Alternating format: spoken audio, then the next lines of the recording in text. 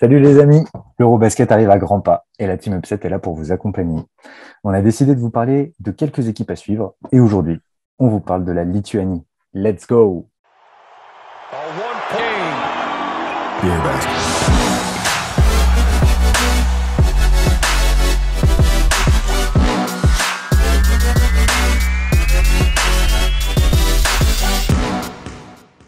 Alors aujourd'hui, pour m'accompagner, un grand monsieur, peut-être même, non, j'oserais pas dire le GOAT, Romain. Comment ça va mon Romain? Ça va Matt, salut à tous, comment ça va? En pleine forme, hein. On va parler de la Lituanie aujourd'hui. Est-ce que tu es prêt? T'es chaud? Ah oui, je suis prêt, Je mentalement sens. prêt. Bon, bah, c'est parfait, parce qu'il va falloir avoir les nerfs solides. La Lituanie, 9e du dernier Eurobasket en 2017, est absent des JO. Une grande nation du basket qui a connu de très très grands moments, mais qui semble se perdre un petit peu ces dernières années, avec une équipe construite autour d'une génération, celle de Jonas Valanciunas, mais aussi d'autres joueurs, à brûle pour point. Comment tu les sens? Plus le Favoris, outsiders? temps passe, plus je le sens mal. Voilà. Ok. Pour être très, très franc, euh, je les voyais sur le papier, ça donnait envie, il y avait du talent. Donc je les voyais plus ou moins 6 septième. Plus le temps avance, plus je regarde de matchs, on a des échos et plus je me dis, sauf surprise, ça pourrait se faire déloger et pourquoi pas sauter dès le premier tour. Donc cette équipe, voilà, c'est un peu pile ou face. C'est un petit peu ce qui ressortait aussi sur nos conversations Upset Media, mais c'est vrai que c'est une équipe sur le papier, quand on regarde le roster, c'est pas dégueu. Franchement, Non, il y a peut-être même du talent. Et il y a peut-être un gros écart en fait entre la feuille de match, ce qu'on peut voir comme ça sur le papier, et derrière ce qu'on voit sur le terrain. Bon, clairement, la force, elle sera à l'intérieur. Ils ont cette paire de joueurs NBA, Jonas Valanciunas, qu'on ne présente plus, et Domantas Sabonis, le fils d'un grand Arvidas. Est-ce que finalement, c'est ça la solution? Ça va être de jouer avec ces deux gros intérieurs et tout focaliser sur eux? bah tout focaliser, je sais pas, mais naturellement, c'est les deux joueurs qui vont être visés parce que c'est les deux plus talentueux de l'équipe. Euh, Parce que je trouve que dans la raquette, ils vont être complémentaires. Sabonis peut s'écarter, mais ils savent jouer tous les deux plus ou moins autour du pic. Donc, c'est l'arme principale. Ce duo va être l'arme principale de la Lituanie. Après, il va falloir apprendre à ne pas les surutiliser au point de se bloquer pendant tout un match et ne pas donner non plus confiance aux joueurs qui sont à côté et comme tu l'as dit, qui ont du talent. On pense à du Grigonis, à du Giedraitis ou au joueur qui revient en Europe, Brasdeikis, qui a l'air de vouloir montrer quelques petites choses pendant ces fenêtres internationales. Mm, effectivement. Alors, ça va être des joueurs qui seront ciblés, Valanciunas, Sabonis en plus, donc peut-être raison de plus pour pas non plus trop s'appuyer sur eux. Est-ce que, du peu que tu as pu les voir, tu penses que ce duo, il peut être complémentaire s'ils sont alignés ensemble sur le terrain? Oui, complètement. Je le disais, Sabonis est quelqu'un de pas manche avec ses mains. Il est capable, on l'a vu sur une des actions en préparation, capable de faire un coast-to-coast. Il est capable de manipuler le ballon. Il sait s'écarter. Ça, c'est quelque chose d'important. Donc, il va être capable d'offrir des solutions autour de Valanciunas qui, lui, va être un peu plus point d'ancrage dans le collectif lituanien. Donc, pour moi, c'est pas quelque chose qui pose problème. Et en plus, l'effectif va pouvoir aussi leur permettre de jouer l'un sans l'autre aussi. Donc, ça peut être intéressant. Après, il va falloir que le coach fasse des choix et surtout s'adapte parce que forcément, Sabonis Valanciunas, au niveau du scouting, il n'y a pas besoin de préparer 8000 minutes et 40 extraits de match. On sait ce qu'ils vont apporter, on sait ce qu'ils vont faire. Peut-être que finalement, le plus gros défaut sur le papier de cette équipe, c'est cette ligne arrière qui peut paraître un petit peu maigre.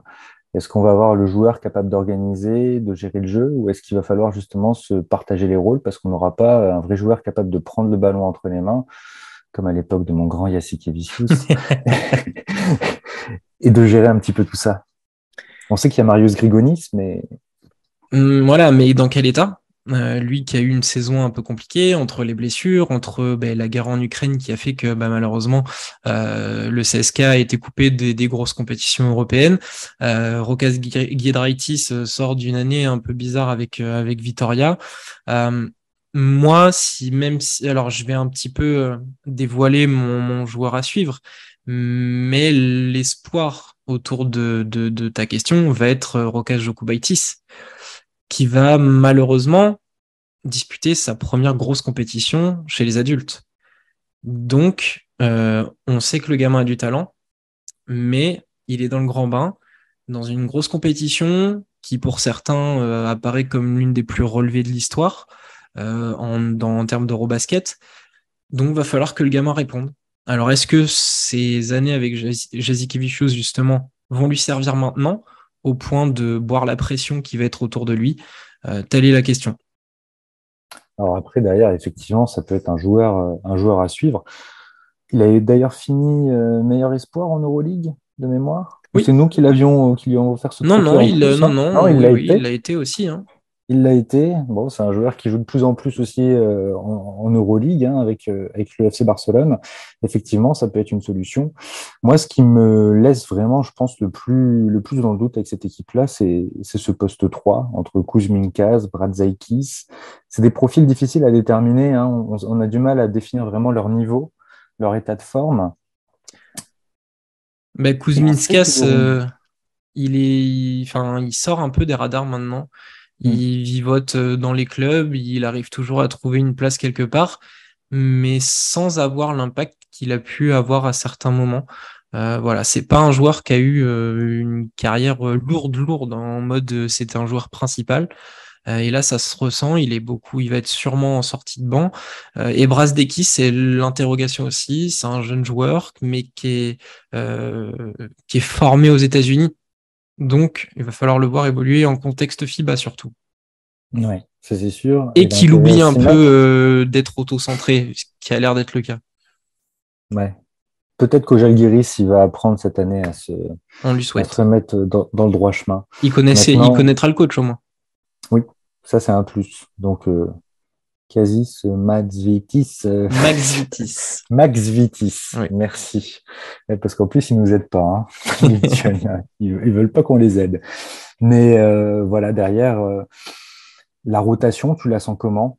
Tu vois vraiment, on va dire, les forces vives, elles seront dans le 5 majeur, ça on le sait, hein. Tu parlais de Jokubaitis, Grigonis, on peut imaginer du coup la doublette Sabonis-Valanciunas à l'intérieur. Après, à voir qui sera sur le poste 3, peut-être un Brazdeikis. Mais derrière, il y a une rotation quand même où on va sortir l'écart de forme. À la différence d'une équipe comme la Turquie, je trouve que l'effectif à leur niveau est plus équilibré. Dans le sens où, si tu lances un Djokubaitis, derrière, tu as le Cavicius. Le Cavicius, ok, c'est pas un meneur élite, mais c'est un meneur qui est rodé aux joutes européennes. Entre le Zalgiris et le Pana, on sait qui est le bonhomme.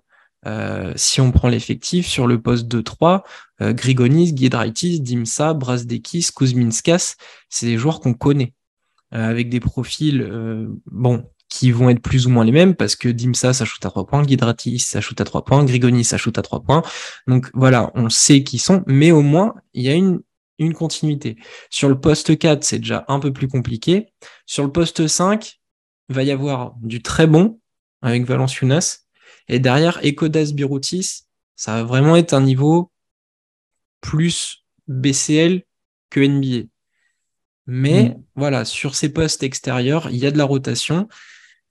À l'intérieur, c'est un peu plus compliqué. Mais je trouve que l'équipe est quand même plus fournie, entre guillemets, qu'une équipe, comme on a pu le voir déjà sur un autre épisode, comme la Turquie, où là, vraiment, il y a un gap entre le 5 et les rotations. On en reparlera de toute façon à l'occasion avec les groupes, mais c'est vrai qu'ils arrivent dans un groupe qui est pas facile. On peut parler du groupe de la mort. Et finalement, ce qui sera déterminant pour eux, c'est déjà de réussir à sortir de ce groupe. Et ça sera déjà, je pense, une belle performance. Oui. Est-ce que tu aurais un petit joueur à nous conseiller, à nous recommander? Tu nous as parlé du Kubaitis. Il y en aurait un autre éventuellement? Alors, mon cœur va parler pour Giedraitis, comme un Fontecchio en Italie, hein, la filiale Alba Comme un Berlin joueur de Vitoria. de Vitoria. Voilà. Non, ça c'était pour la blague. Vraiment, je vais suivre Jokubaitis et surtout, je veux voir un Sabonis en mode MVP. Du 20, 12, voilà. Un truc comme Bien ça. sale, quoi. Vraiment. Parce que il a le nom, déjà. Mhm. Il a la patte gauche. Voilà. Donc, il a tout pour me plaire. Ah. Dans ce cas, c'est-à-dire que je te plais beaucoup parce que je suis gaucher. Eh ben Moi oui, ben aussi, j'ai famille la patte gaucher, hein. gauche. Voilà. Bon, moi, pour ma part, ça sera Marius Grigonis. C'est un joueur que j'aimais beaucoup. C'est vrai que la saison au CSKA était difficile et je crois qu'il va avoir des grosses responsabilités. S'il a cette capacité à rentrer les gros tirs à 3 points et peut-être même à apporter des solutions sur du pic pour servir les deux Golgoth à l'intérieur, ça serait un vrai plus. Ça Voilà, va être un moyen pour lui de se relancer. Il a tout cet à été fait. pour se relancer et après, il va pouvoir enchaîner sur une nouvelle saison et un nouveau projet en Euroleague. Donc, l'été est décisif pour lui, effectivement. Exactement. Bon, je crois qu'on a fait le tour. Merci de ta présence, de ta Ben, mais merci participation. à toi. Merci de nous avoir écoutés et puis bon Eurobasket. Salut. Ciao, ciao.